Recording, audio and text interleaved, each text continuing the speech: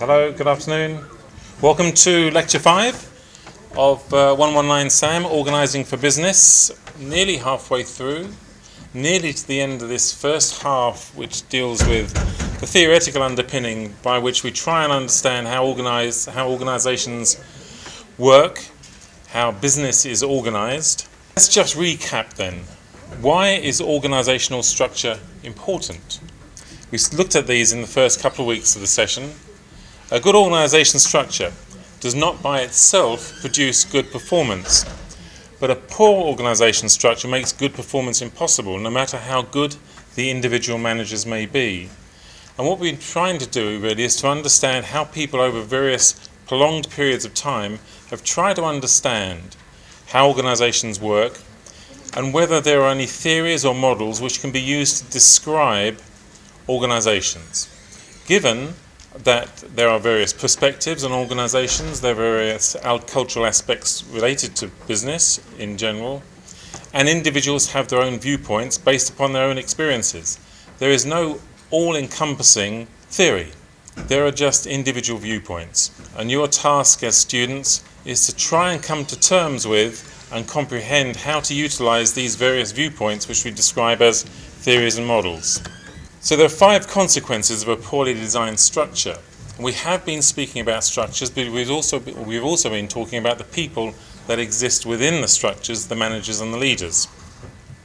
So the 5 consequences, according to Child, 2005, are low morale amongst the participants in that structure, i.e. the employees, late and inappropriate decisions, conflict and lack of coordination, a poor response to new opportunities and external changes, and rising costs, the rising costs of the transactions, rising costs of production. I thought it would be useful also to put in another little slide from several weeks ago, Paul Lawrence and Jay Lorsch. It is people who have purposes, not organisations. People have come together to form organisations, to coordinate their different activities into some form of structure, and it's the people that have chosen that structure. The effectiveness of the organisation then is judged by the adequacy with which the members, who are all the people involved in the organisation, their needs are satisfied through planned transactions with the environment. So what we have here are 2 viewpoints. One is structure is important, and secondly, it's people working within the structure that's important. And we can start to see then that there are on occasions times when the structure goes wrong and times when the people go wrong, and sometimes the people and the structures go wrong. And it's our task as students of organisations to try and understand what's going on with an organisation. The basis of this, of course, is that in the future you are going to be the managers and the leaders working in organisations of the future. And you need, therefore, to understand how those structures can be changed or developed, how those people that you're working with can be supported and developed. So let's link again. We started to look at HSBC last week. HSBC, in the news again for a variety of reasons. We looked at them last week and we'll continue to look at them this week. HSBC, they said in their 2009 annual report, we're a strong, steadfast and sustainable organisation. Not long ago. Released over the last few days, the fact that 4,000 HSBC staff are going to be sacked and made redundant in this country as the world's local bank, as they describe themselves and have done so for some years, transfers jobs to other areas of the world, mainly India, Malaysia and China. Most of these cuts are in administration. So it's part of an ongoing trend to take staff and resources away from here, this country, and outsource to areas in the world where production costs are cheaper. So HSBC, of course, is a worldwide multinational organisation. It can transfer jobs and resources around as it requires. Our difficulty, of course, is that we're in this country and may be employed by HSBC. We would have, therefore, some difficulties based upon the organisation decisions that the senior people within the organisation have made. There are, of course, different stakeholders within this scenario. It's not just the company, and it's not just the employees. It's the families of employees. It's the shareholders. There's a wide number of people involved with this organisation who are party and affected by this decision, like all decisions that organisations take. Stakeholders is a term that we'll be looking at again in 2 weeks or so's time. But these large corporations make decisions that affect large numbers of people. It's not only 4,000 staff members, it's 4,000 families. It's all the people that then depend upon income from those 4,000 families. The knock-on effect is quite dramatic. HSBC's view will be simply, this is part of a decision-making process that we started some years ago, in line with many other organisations within our marketplace, and we're just looking to effect the best way we can to secure staff security around the world. Something like 200,000 jobs will be lost over the next five years, it's suggested, because people in other areas of the world are cheaper, but also trained to university levels. And we face ourselves in this country the task of how we restructure ourselves, becoming a more competitive and dominant force as we used to be 100 or so years ago. At the same time, we have the continuing story about HSBC's Swiss private banking operation, offering advice on allegedly tax avoidance to large numbers of wealthy individuals around the world. Again, from that 2009 annual report, HSBC said, "Our executive directors have a combined 178 years of service, a track record almost without parallel in the industry. I believe there is no better management team in banking, and it is no coincidence that HSBC has remained profitable throughout the financial crisis." Remember, the financial crisis started 2000-2008. So this was the view then.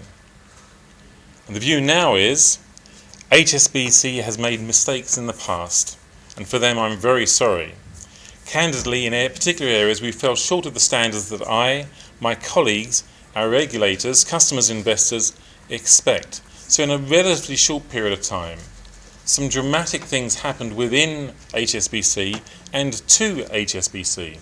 The general interpretation of what's going on at HSBC at the moment is that HSBC has fallen prey to common failings such as overexpansion. Now, these are not decisions made by HSBC and organisational structure.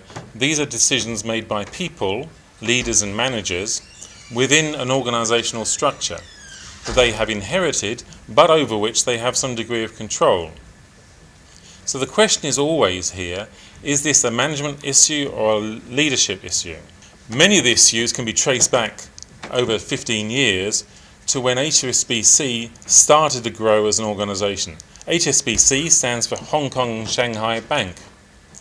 So it was at one time very strong in Asia, in Hong Kong and also in the UK, and has grown over the years, like large companies are prone to do, with a desire to overexpand, fueled by stakeholders and shareholders' money, to take on an ever-increasingly large role in their particular industry. Remember, the Royal Bank of Scotland, who we all own now, was at one time the world's largest bank. What they did was made some very poor decisions. So these are individuals again, working within an organisational structure. The first bad decision, that came out to be a bad decision, was a company called Household, who used to buy up what are called subprime mortgages. Subprime, prime is best, subprime is lower than best. So higher risk type mortgages. So they're offering mortgages and funding to people who couldn't really afford it. And, as it turns out, of course, in practice, didn't afford it. So Household was the first one of HSBC's decisions to go wrong. They bought the operation for £9 billion in 2003, and in 2008 reported a £10 billion charge against households within their accounts. So the entire expansion of HSBC, fueled by their own perceived ability to expand within a corporate environment, started to unravel. With the benefit of hindsight, this is an acquisition we wish we had not undertaken. We started to look at decision making last week, and we'll look at it again in a couple of weeks' time. They also bought banks in other areas, such as in Mexico, and then subsequently found out that the bank in Mexico was actually being used to launder money from drugs cartels. They laundered at least $881 million through HSBC. It was so industrialized and internalized that the gangs constructed specific pieces of equipment that fitted in with HSBC's processes and systems. Despite being warned, HSBC did nothing. So despite being warned, HSBC did nothing. So somewhere along the line, with this massive company investing heavily, with presumably very experienced leaders and managers, something was happening within the organisation that didn't allow information to be picked up and acted upon. HSBC is being held accountable for stunning failures of oversight and worse that led the bank to permit narcotics traffickers and others to launder hundreds of millions of dollars through HSBC subsidiaries and to facilitate hundreds of millions more in transactions with sanctioned countries. Sanctioned countries are those that the government has said you cannot deal with, such as Iran or Iraq at that time. So in the case of Iran, HSBC staff coached banks how to bypass particular legal difficulties. So we have parallels here. We have this huge, highly respected organisation, manned by, one might assume, very experienced individuals, educated highly, well respected within the organisation and within the industry, making some extraordinarily poor decisions. And we have the same thing again in Switzerland. So last year, like many other banks, it paid £216 million in fines in the UK for rigging foreign exchange markets. You'll have heard about the LIBOR scandals. All of these things are affecting people's livelihoods based upon decisions being made by leaders and managers. So our task is to try and find out ways in which we can understand what's going on in these organisations, on the basis that A, you might be those people in that organisation and you have to come up with the solutions, or B, you might be asked to come into that organisation to come up with some solutions, to offer advice. So what we're doing here, just as a starting point, is trying to look at how various authors and academics have tried to understand the meaning of leadership, the meaning of organisations, the meaning of management over time. And we've looked so far at what we've called the classical view of management, which were the original thinkers, Weber, Taylor and Fayol. And we started then to look at contemporary views of leadership and organisations. That is an updated view. So the viewpoint being that Weber was writing in 1905 about experiences in France. In 1950s America or 1960s UK, experience was very different. So theories and models have to be updated. We're going to take a slightly different view here.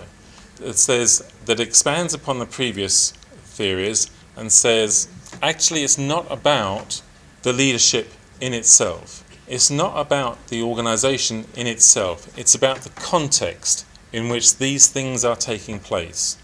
And if you mistake the context, you will start to have problems. So HSBC have misunderstood the context within which they are working. They thought themselves to be a large multinational group capable of resourcing all around the world, and misunderstood that in different contexts they have to change and work in different ways. In Mexico, you have to have different rules and regimes. In Europe, you have to work differently because there are different types of rules and regulations and systems that you'd have to adhere to. And if you don't, at some point, you'll be found out. So the contextual view of leadership simply looks at, let's look at the individuals now, the leaders or managers, and how they need to change according to the context. What we've said before was that there are essentially 3 different types of leaders, we'll say. There's the autocratic leader, that's the leader who just tells people what to do. There's the democratic leader, that's the leader who gets the team involved in the decision. And there's the laissez-faire leader, who just lets the team get on with it. So let's recap slightly. So we've talked about Max Weber, Taylor and Fayle as being the classical view. We've talked about Likert, System 4 and 4T. We've talked about Kurt Lewin, climates of leadership.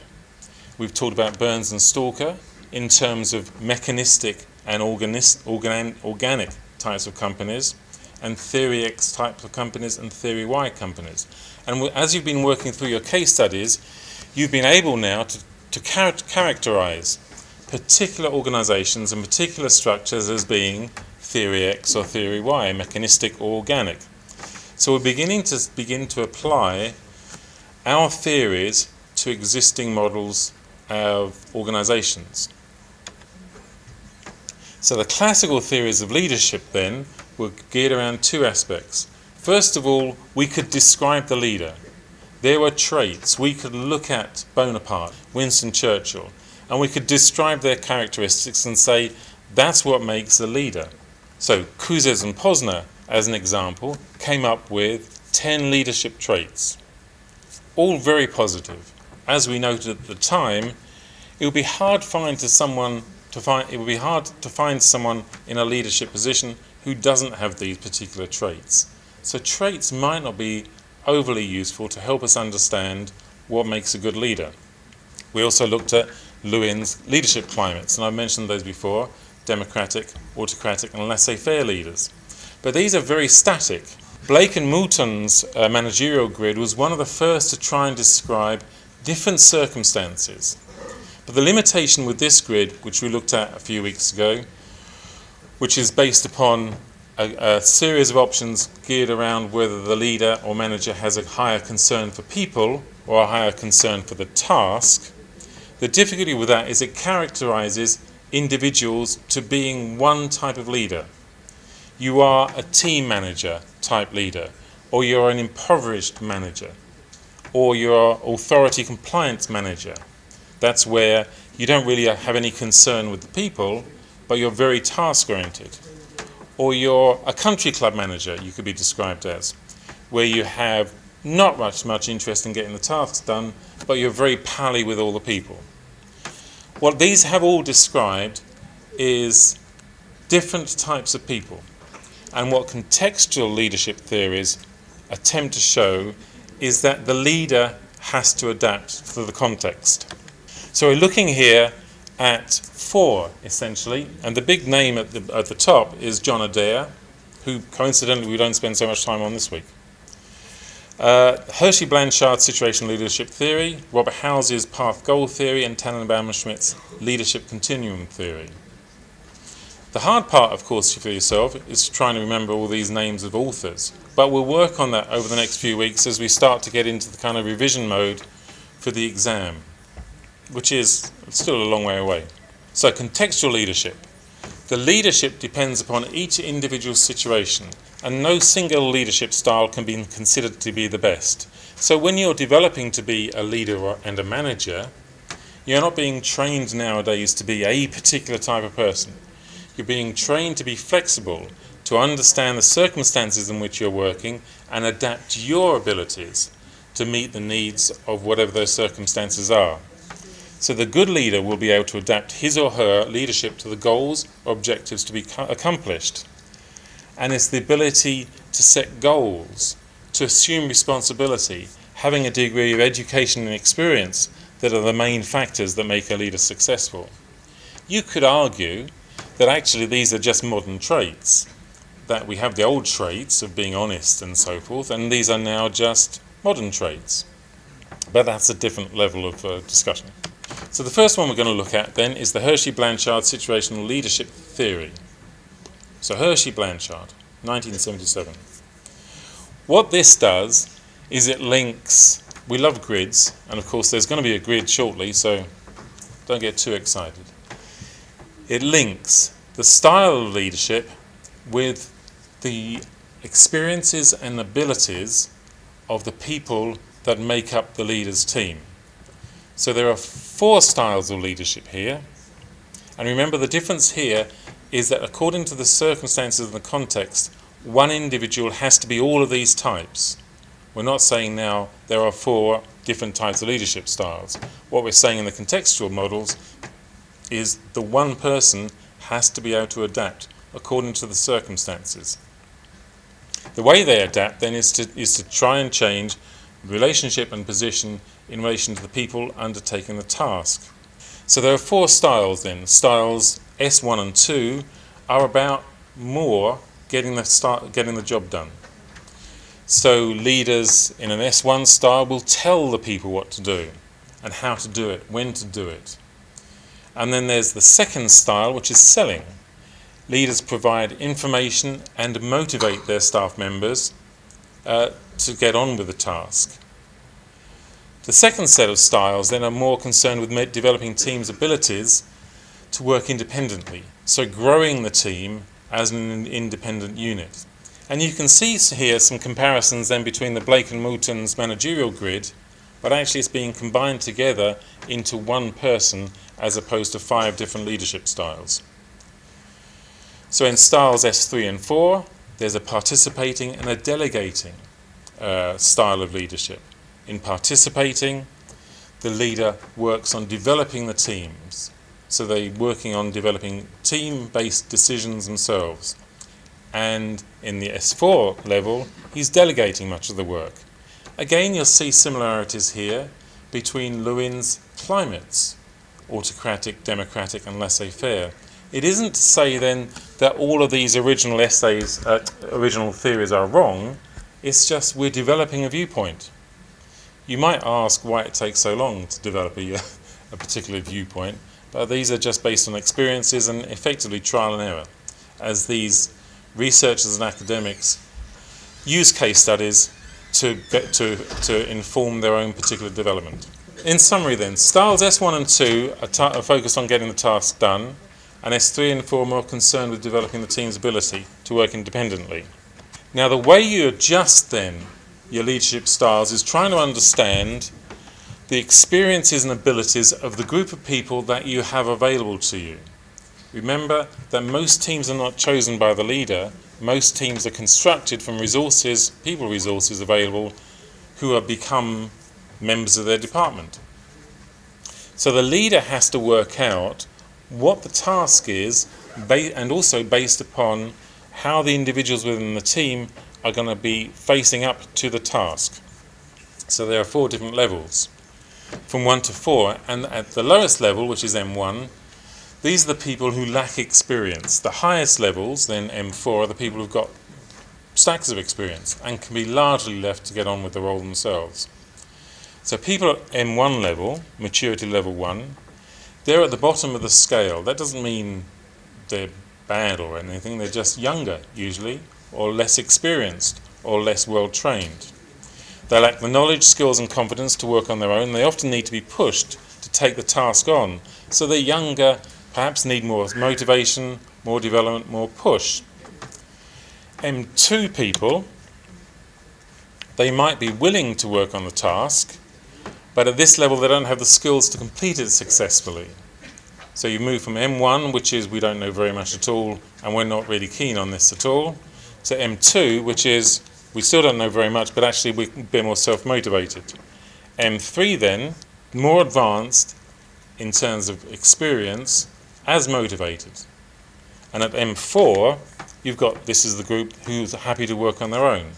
So you can begin to see then that if you've got a group of people who you can characterize broadly into these 4 types of experience levels, your leadership style can change from being autocratic, telling them what to do, to being laissez-faire, letting them get on with the job.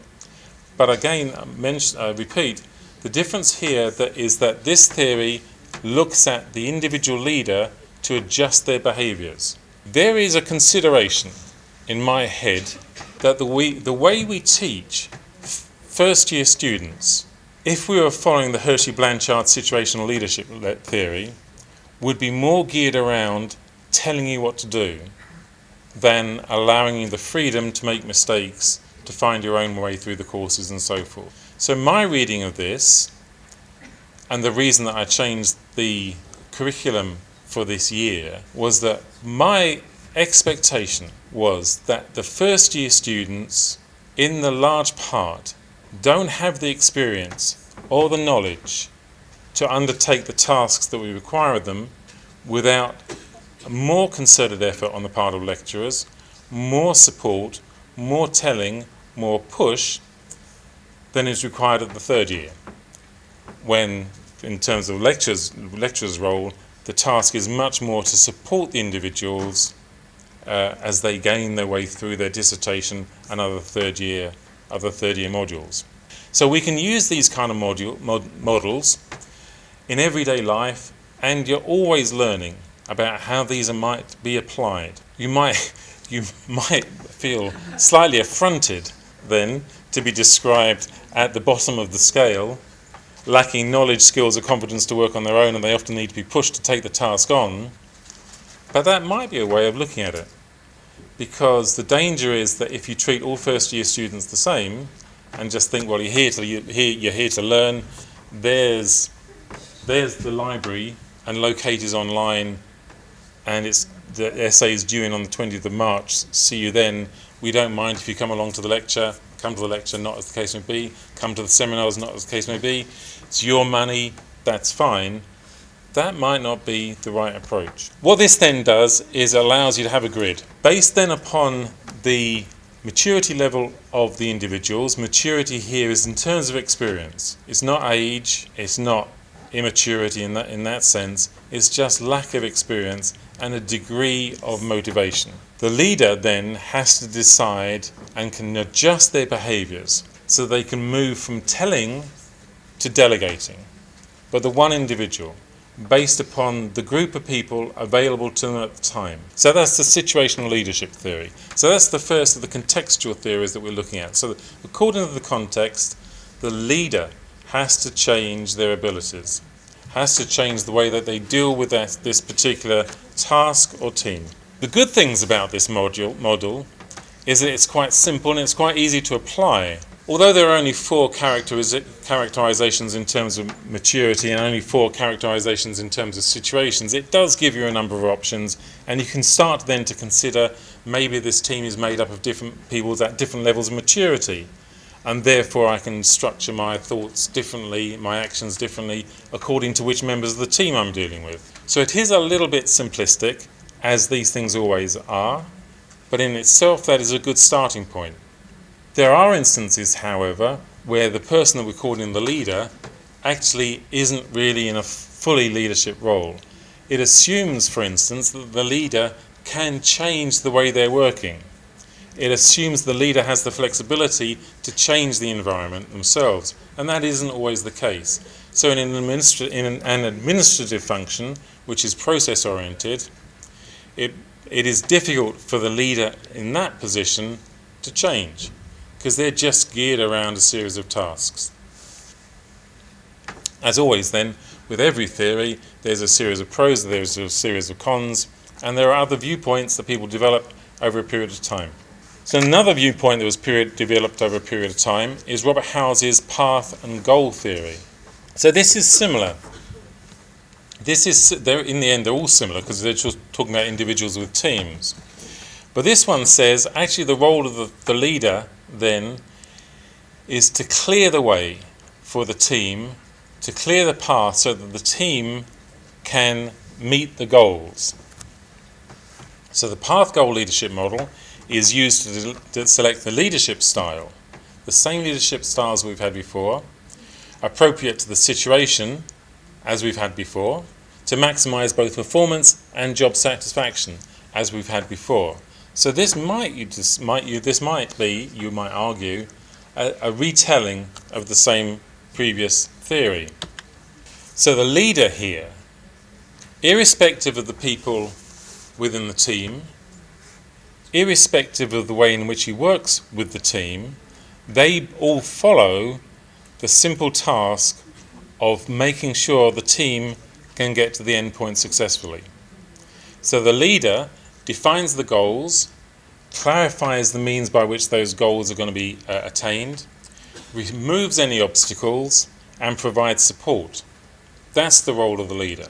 On the way, he'll have to address different circumstances, and on the way he or she will have to address different motivations, different levels of experiences and so forth, but that's just managing.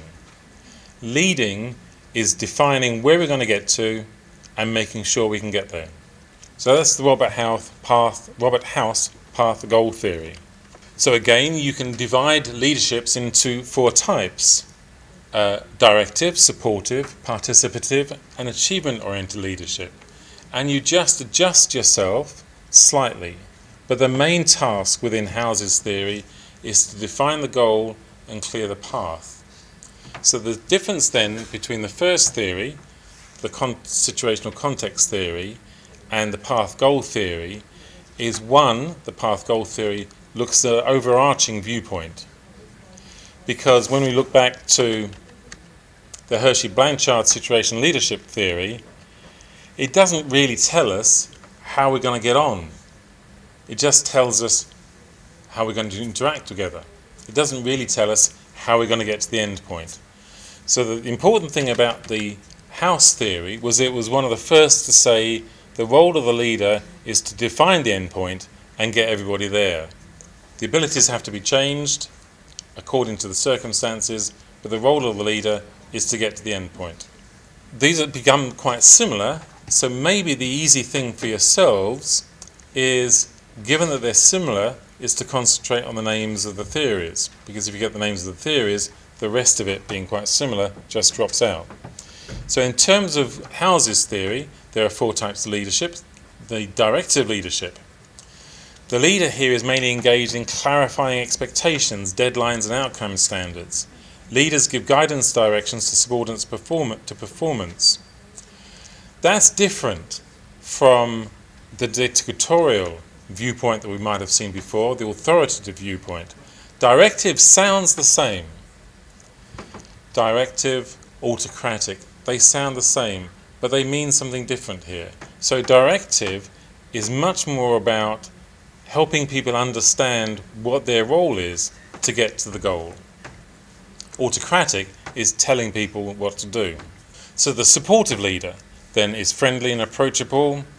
They treat each member of the team as being equal. They care about their well-being to a great extent.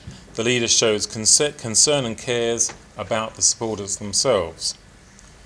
The participative leader includes people within the decision-making aspects of attaining the goal. The leader listens to subordinates and considers their suggestions. That's the same as the democratic type of leader. So what we don't have really is the laissez-faire leader, because the laissez-faire leader has relinquished responsibility to individuals. So the final type of leader then within House's goal theory is the achievement-oriented leader. The leader's goals are high and expectations of subordinates' performances are also high. They gain an increased level of performance by working and setting challenging tasks for the individuals. But these are all much more supportive than the kinds of models of behaviour that we've been talking about before. These are all supporting individual members of the team and the team themselves to gain the task. It's not an autocratic, it's not a democratic or laissez-faire series of options. These are, if you like, methods and skills that a leader needs to adopt and change according to the context in which they're working. Tannenbaum and Schmidt have a similar sort of take again then.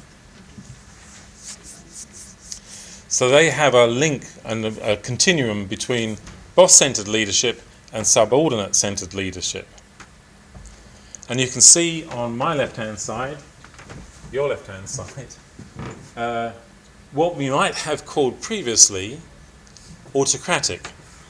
The manager or the leader makes the decision and announces it, all the way to the right-hand side. But unlike previous slides where we had laissez-faire on the right-hand side, which is the team gets on with it and do it themselves, in this one, it is still about the manager. It's the manager who permits the subordinates to function within the limits defined by the superior. So what you have is a kind of bounded laissez-faire. So you have an autocratic type of supportive decision moving through a series of gradations to a system where the manager sets the boundaries upon which the team can make their own decisions. And we can see in the middle there are different types of leadership style, but the terminology is beginning to sound the same. The manager sells the decision. We had a selling point before. The manager sells the decision. The manager presents ideas and invites questions. The manager presents tentative decisions to the group, subject to their approval, and he or she will change those decisions based upon the team's viewpoints. Or the manager presents the problem, gets suggestions, and makes decisions. So what we have here in Tannenbaum-Schmidt is a much more clearly defined several sections of the original autocratic, democratic, laissez-faire viewpoint. So you might be thinking, quite right, and I'd say again, why is it taking so long to get to this consideration? It's just learning. All academics have to learn. They all have to gain some viewpoint, and then with a series of experiences and their own case studies can start to present another particular viewpoint. And that's all that happens. The leadership then is an outcome of two factors. The leadership style is an outcome of two factors. It's the situation and the pressures affecting the individuals. So the situation then, like before, looks at the group in terms of their own capabilities, their skills, experiences, their own particular workload, the ability to manage their own expectations, and the nature of the task, and then links those. So this is the new bit, with the pressures which are affecting the individuals concerned. Tannenbaum and Schmidt have introduced this other viewpoint, which is it's not simply about the group or the task anymore, although they can be now to contextualize themselves. It's actually also understanding the real world in which these individuals are acting. Previously, we've looked at employees as being kind of empty vessels. You're here, you're part of the team, I'll adjust my behaviours according to what the goal is, or according to your own maturity levels. But this time in this model, they're saying actually we appreciate and respect the fact that you are all individuals within this team. We might be working as a team, but actually we're individuals, and we may have come into this team under various viewpoints or under various coercions, and we have different pressures that are impacting upon us, our ability to work with other people, things that are happening outside of the work role. So Tannenbaum and Schmidt started to incorporate the ideas of motivation and self-motivation into management and leadership theories, which until this point had been largely ignored. So, three sets of pressures: the complexity of the problem, the ability of the leader themselves to handle the pressure of being a leader, and the pressures coming from the subordinates as they try to interact their real lives with their work experiences. Let's recap then. Going way back, we had Henri Fayol defining 14 principles of management, and over a period of 100 years we've looked at different types of theories, different types of models, different views and methods of describing how organizations work, and in this area how leaders and managers should be operating. And it's the should be operating that's the important bit. Because as you develop to be a leader and a manager in your own organisation, you'll have to go through an experience curve. You will start off at level M as a leader and a manager. And you will move to level M4 as a leader and a manager. You'll be given, to begin with, small tasks, and you may not even see yourself as a leader or a manager. You might not even be called a supervisor. You'll just have some experience of taking on particular tasks and then looking after particular individuals. And you will then grow as individuals. And as you gain more experience, particularly in certain types of industries, so you'll have a career. And in 30 or 35 or 40 years' time, you could be running HSBC. And what we're looking for you when you're running HSBC or similarly large organisations or any organisation, is not to make the same mistakes, because they're very expensive. The person that has put all of this together, it is widely felt, is a English academic and leadership guru named John Adair. So we have Henri Fayol's Principles of Management, which are task-oriented. And 100 years later, John Adair talking about the same sort of thing, functions of leadership. What the leader does is define the task, plans how to achieve the task, briefs the team, controls what happens, evaluates the results, motivates the individuals, taking account of all the pressures that he, she and they are under, organises the people and acts like a leader. That's the functions of leadership as we see them at this moment in time. So you define the tasks by setting clear objectives through SMART goals. When you're discussing with team members, you need to check, is everybody clear about what this task is? Because everybody who receives that information will have their own viewpoint. The role of the leader is there to make sure that everybody clearly understands the task. It has been set through clear objectives, which are SMART, specific, measurable, achievable, realistic and timely, and the task itself is clearly defined, so that everybody has the same viewpoint as to what their goal is. The function of the leadership then is to plan. Their role is to clear the path of obstacles by looking at different ways that might be needed to achieve the task and having contingency plans in case of problems. They brief the team, but briefing is not just telling people, it's engendering the right environment in which people can in which people can take information, be motivated by the information, understand the information, and work together using that information. Leaders control what happens by achieving maximum results using the minimum amount of resources available to them. They evaluate the results on a continuing basis by assessing how the team is doing, in relation to the goal that has been set, in relation to the obstacles that were previously perceived, and understanding new obstacles that have arisen to get in the way of the team achieving the goal. They motivate individuals by using external motivators, which we've talked about, such as rewards and incentives, as well as internal motivators, which we've talked about. So we've started to talk about intrinsic and extrinsic motivations. They organise the people themselves, and they work together with the individuals to understand those individuals and how those individuals are acting within the team, so the individuals can develop themselves to the best of their abilities. And they set an example by acting like a leader. So that's the 8 functions of leadership. These are summarised in this very famous 3 circles, which accepts that any activity the leader undertakes is geared around task, team and individual. And each of these components has needs, can be defined, and only together, working in consort, can the goal be achieved. So leadership is having a goal and the leader taking actions to combine and gain the most from the task, the team and the individuals. So the task can only be performed by the team and not by one individual. The team can only achieve excellent tasks performance if all the individuals are fully working together and are fully developed.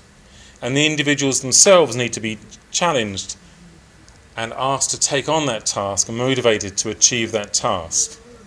So John Adair in 1985, still very current, still the main thought point about how leadership should be portrayed and understood. Okay, so next week we're going to have more on motivation.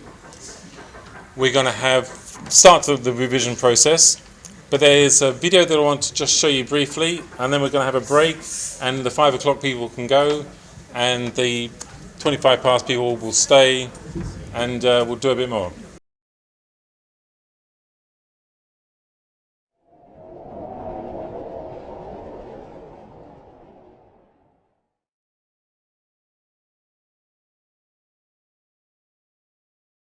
Leadership is a concept which is not easy to define, but essentially it's a role which people occupy.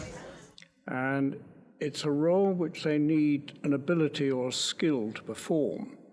So leadership, the word, encompasses both the role or the position of being a leader and also the ability or the skill to do it. We all have different levels of aptitude. And I think there is an aptitude for leadership, and it's very distributed. What we know we can do is help people to develop, move up the scale on their ability as leaders. To be an effective leader, you need to be able to help a group to achieve the task. You need to be able to build a team so that you have synergy more than the parts. And thirdly, you need to develop and motivate and stimulate the individual. And the key there is the ability to get the best out of people. There are some people, very, very few, who have a genius for leadership. I would pick out Nelson as being somebody with a genius for leadership. One day, his commanding officer, Admiral Lord St. Vincent, wrote a letter to Nelson in which he said this. He said, "I know of no people in our service which have your magic ability to infuse others with the same spirit that animates you as you do." There's only one Nelson. And that's why Nelson, who was born around the same time as Mozart, lived at the same time, is the equivalent of Mozart in terms of leadership.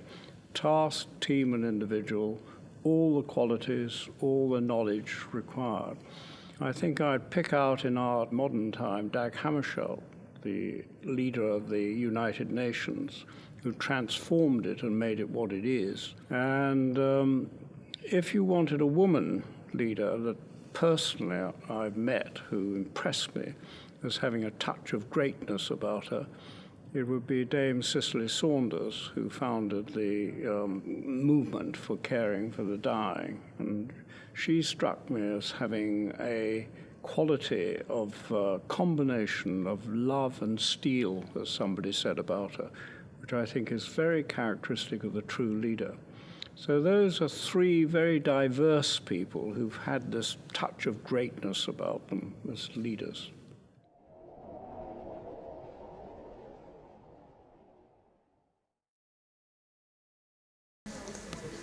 It's very hard being a leader. It's very hard being a manager. Prior to coming to university, I had 25 years in industry, mainly in sales and marketing management to begin with.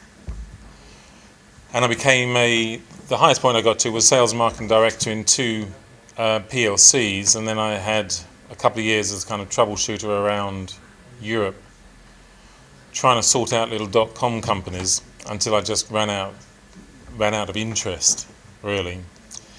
And I always wanted to be a manager. So when I started out following university at 21, the managers were 30. So the difference between 21 and 30 when you're 21 is vast.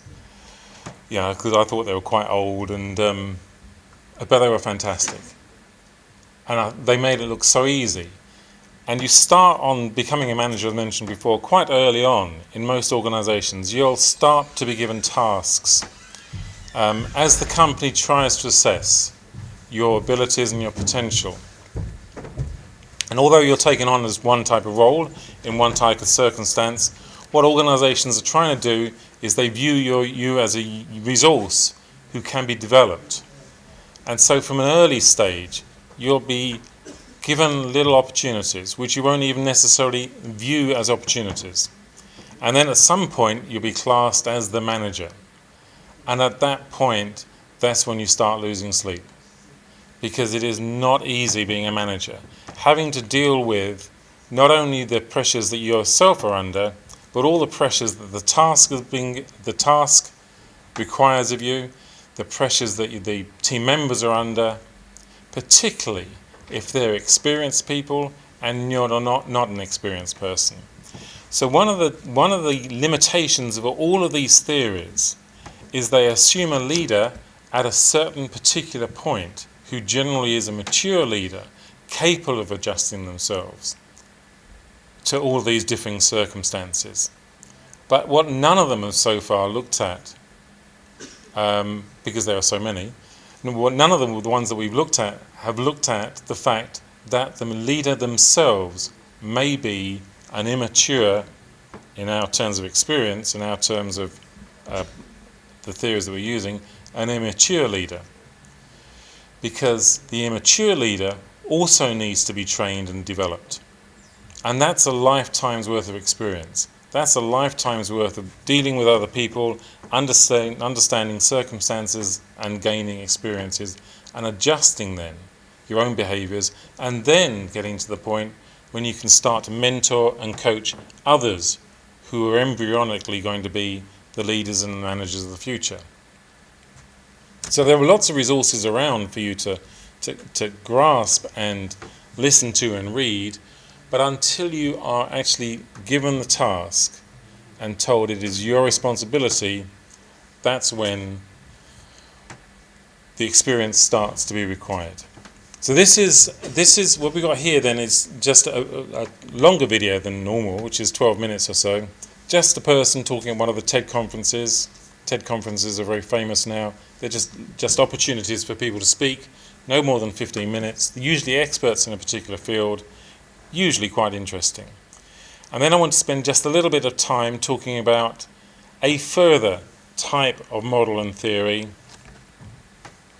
which helps us to understand a little bit more about leadership. Remember, what we're trying to do here is just to gain ways in which we can describe this thing called leadership and this thing called management and these things called organizations.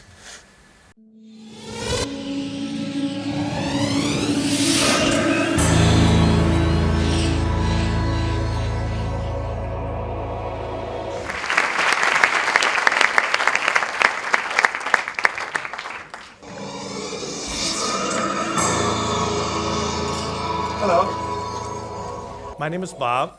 I am a designer and an entrepreneurial businessman. And today I want to talk about management and leadership. The reason I'm here today is because I met Bob Townsend in 1980. Some of you may have heard of Bob Townsend. Most of you probably haven't. He was the CEO that built Avis Rent-A-Car, and he wrote a breakthrough book in the 1960s called Up the Organization. Up the Organization is still the #1 book at the Wharton Business School on the must-read list. That's 50 years of being #1, so I suggest you take a look at it. It's really a book about leadership, culture building, without ego. Bob Townsend walked into my office in 1980, and he asked me if I had 15 minutes.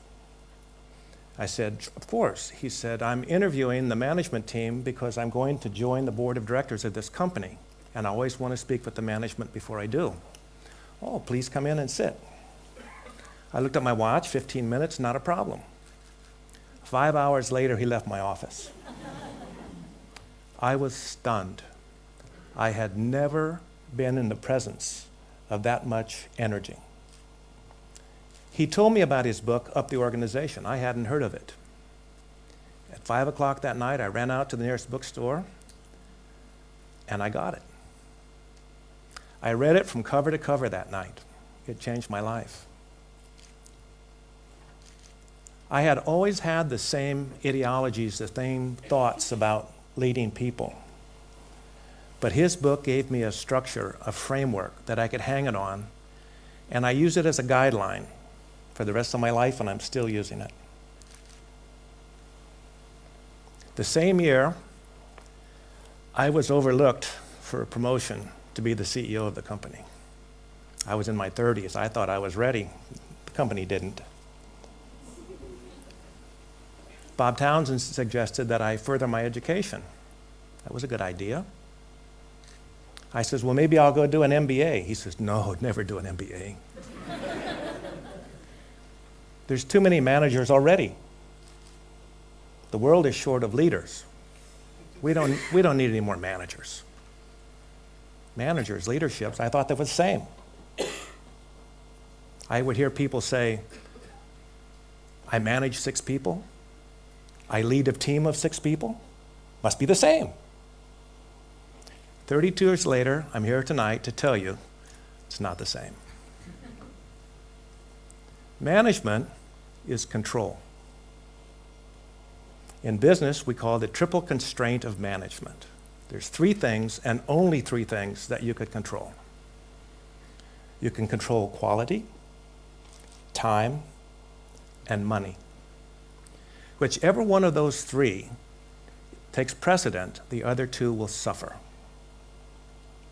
If quality drives your organization or your product or your service, the other 2 will suffer. It takes more time and more money to create the quality. If price determines your product or service, then you will have to give up the quality and do it much cheaper. If time, you have to do it in time. To do it quickly will cost you more money, and the faster you go, the less quality you will have. So control is the management, the interplay of time, quality, and money. So where are people? Well, people are come under leadership. There's a big difference. In World War II, Dwight Eisenhower was the Allied Supreme Commander of all the forces. He would train his generals. He would take a chain and stack it up on the table. And then he would ask the generals, if I push that chain, which way will it go? And he would hear a lot of answers. The correct answer is, you really don't know. But he said that if I took the chain and I picked it up by the end and I pull the chain, which way will it go? The answer is, it will follow you. And there is the essence of leadership. If you push the people down deep inside, you really do not know which way they'll go or which way what they're really thinking. But if you can lead them and get them to follow you, then you have the skill that everybody should have, is to be a leader. I went to China, lived there for 13 years. I built a company, started with a handful of people, and we ended up with 8,000 people. We had to build a factory to house 8,000 people. On occasion, I would go to Guangzhou and walk around and inspect the site. I have a technical background, so I felt I had a little bit of expertise in construction. And one monsoon rainy afternoon, we're walking along by the foundation, and I look down in the ditch and I see 5 or 6 men working, and they're installing a sewer pipe. And they had a level. And I'm looking down and I see that they're making the pipes level. Well, I have enough technical background to know that a level pipe's not going to flow. And it's going to get buried under the foundation, so we're going to have lifetime problems because we'll never get to this to fix it. So I thought about telling them how to fix it, and then I realized I didn't speak Chinese. So I took off my shoes and I jumped in the trench. I know that a 1-inch pebble underneath one end of the level will be just about 2% grade. That's what we needed. So without saying a word, I grabbed the level, I took a rock and I held it, I went back 2 pipes, and I raised it up and I signaled for them to put some sand under the pipe, and we got it just right. And then I went to the next pipe, and then I did it again, and then on the 3rd pipe, I handed it to the men in the trench. And I had them hold the pebble under the level until I got it just right. Then I asked them to do one more, and they did. And then I got out of the trench, took my shoes, and went back to the hotel. That incident became viral in the company. I had no idea what was going to happen. But inside I was realizing what Bob Townsend had told me. If I had pushed them and I had yelled at them and told them what to do, I probably wouldn't know where they were going.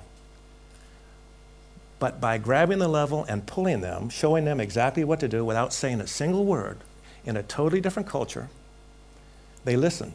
That incident went through the whole company, and they realized that it was a symbol that I would jump in the trenches with them. The big boss would jump in the trench in the mud and pull them. I had no idea it was going to be so powerful, but it really paid off. There are some great leaders that have pulled a lot of people. My favorite is Mahatma Gandhi. Gandhi united 2 religions,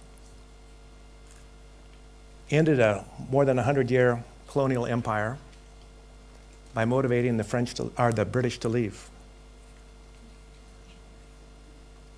He did so in a peaceful manner, and basically he just stopped eating. That's powerful. Power comes when the people that you are leading give you their support. When that support comes to you, I call that like power. They offer you the power, and then they watch you. If you take that power and you deflect all of it back to them, then they give you more. And then if you give more back to them, the second wave, they give you even more. But if you start to take some of that power, they start giving you less. And those leaders that accept the power make a critical mistake, because now the power that's going to come and give them more and more and more power falters and goes away. And I can point out many leaders around the world, even today, that are falling because they took the power. They didn't give it back to the people they were leading. Leadership is a gift. You can't buy it, you can't sell it, you can't trade it. You either have it or you don't. I went to a design school, and they said, you were accepted here because you have shown a lot of creativity. We can't teach you creativity. Well, that sounds like leadership. But if you have that skill set and you have that talent, what we're going to do is we're going to hone it. We're going to polish it. We're going to give you discipline so that you can apply your skill. And they did.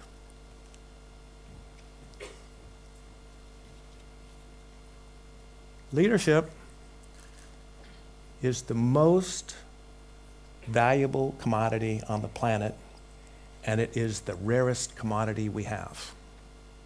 It's not food, the lack of food, it's not the lack of water, it's not oil or minerals, it's leadership. But it's not any form of leadership. It's the Townsonian model of doing it without ego. If you can follow the footsteps of Mahatma Gandhi, Ronald Reagan used to send his staff home at Christmas time so they could be with their families. He says, you don't need to worry about me. You guys go home, take care of yourself. He's putting everything back. You take a look at the Czechoslovakian leader that just died, Václav Havel. A simple man, drove his same car, became the leader of the country. He took nothing, and he gave it back, and his country made a peaceful conversion to democracy and freedom. That's leadership.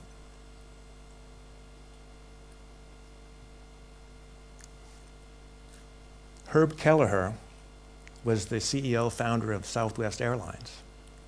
He would go out and work 1 day a month handling baggage in the company. Bob Townsend used to spend 1 day a week renting out cars at the counter. You need to be in touch with the people you lead, and you need to be in their shoes. So I just want to leave you with one thought. All of you here that are studying and going on to be managers and leaders, remember, if you have that skill set, to hone it and discipline it, because it is the rarest commodity on the planet and the world needs you. Thank you so much.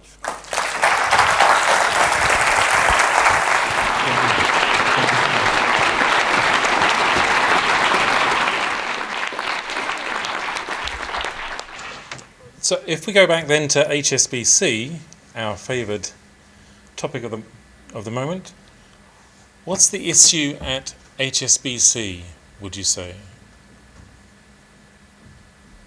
Is it a lack of management or a lack of leadership?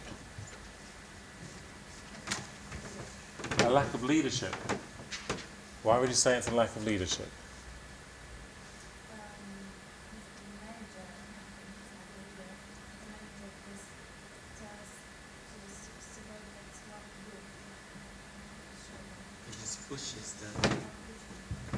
Yeah, so your view is there's something missing at the top, that they're managers doing things, but what they're doing is a bit out of control.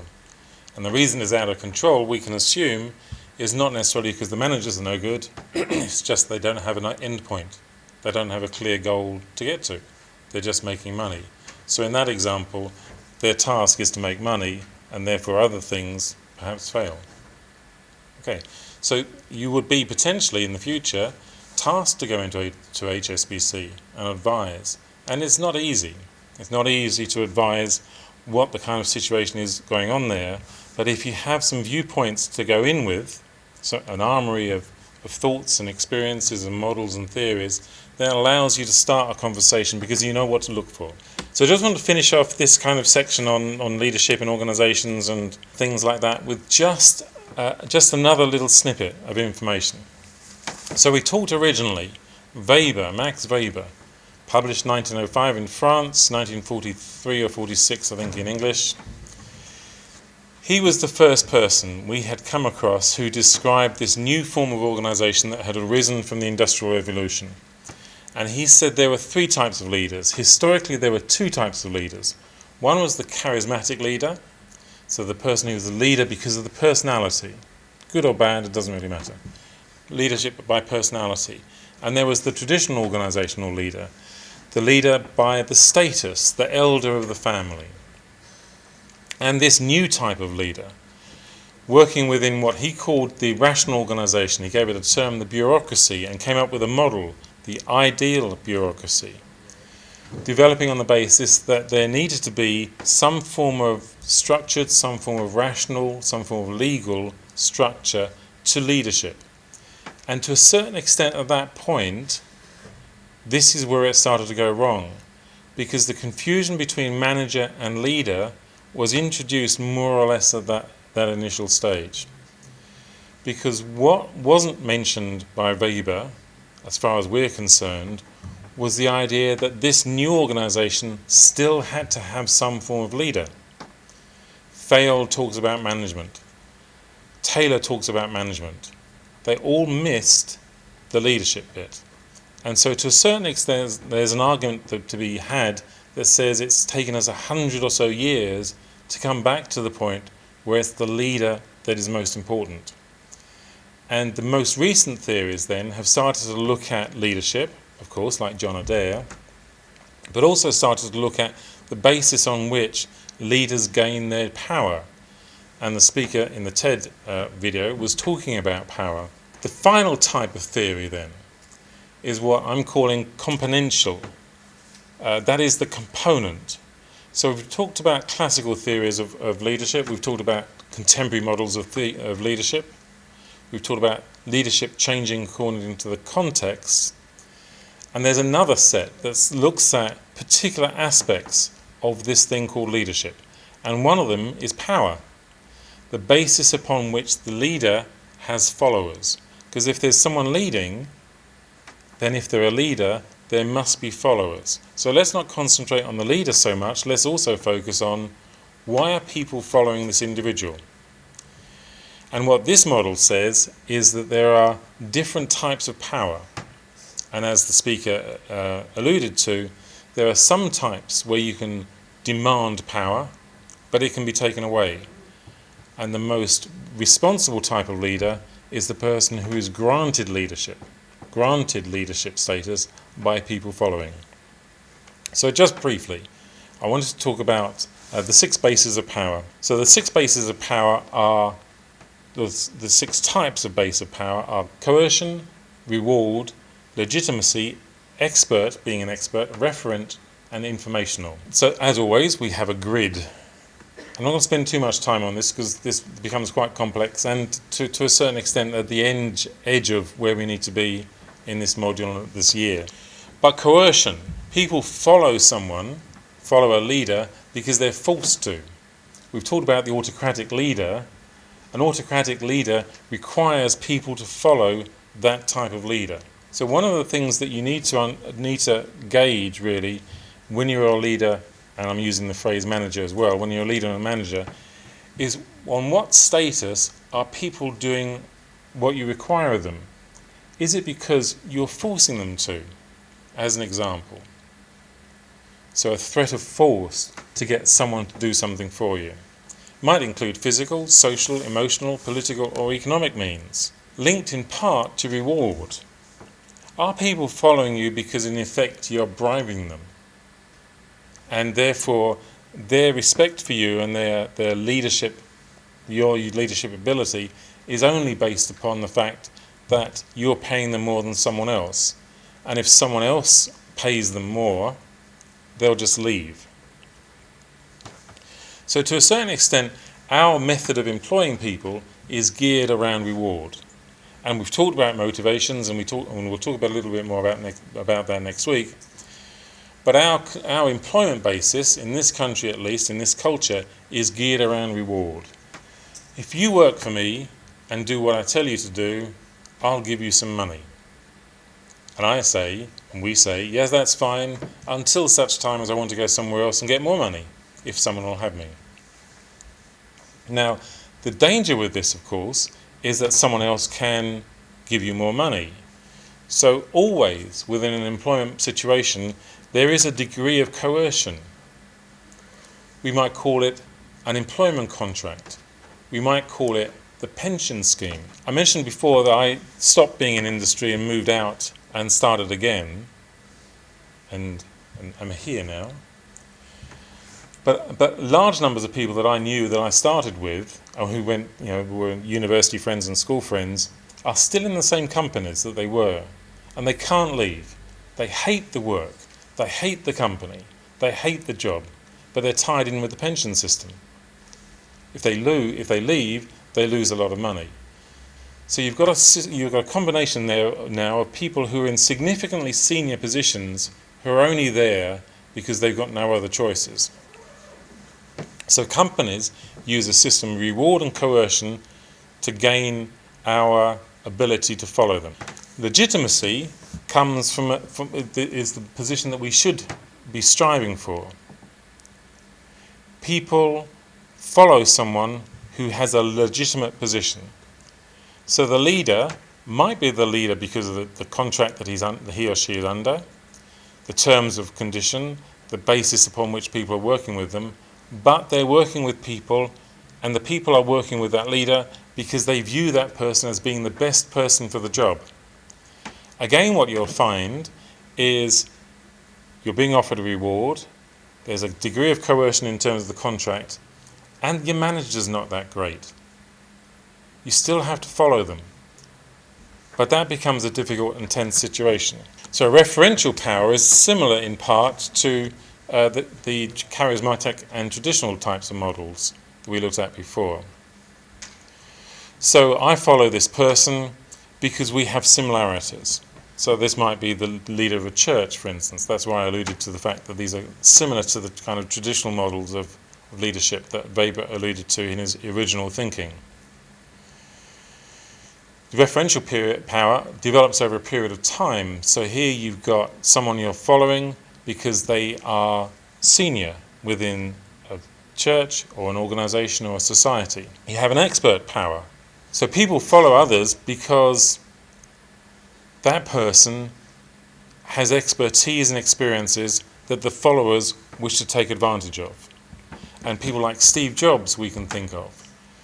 We would struggle originally with Weber's original ideas of just 3 types of leader, but now with this kind of new model we can start to see then that people like Steve Jobs and others, Bill Gates, etc., people work with them because those leaders have skills and experiences that they've gained in a similar way to the people who are working with them, and they're willing to hand them on, willing to pass them on. That also is something that's built up over a period of time and is deeply founded. So people who believe in Steve Jobs or Bill Gates or whoever it might be fundamentally believe that they're the only people for the organisation. Hence all the difficulties that Apple potentially had when Steve Jobs died or previously had resigned and was sacked. Then finally, the last point of power is that you have information. So people follow you simply because you're controlling information. Information is power. So what we have here in this model is a better understanding of the circumstances in which the followers follow the leader. We've talked previously about the traits of the leader and the styles of the leader and the context of the leader.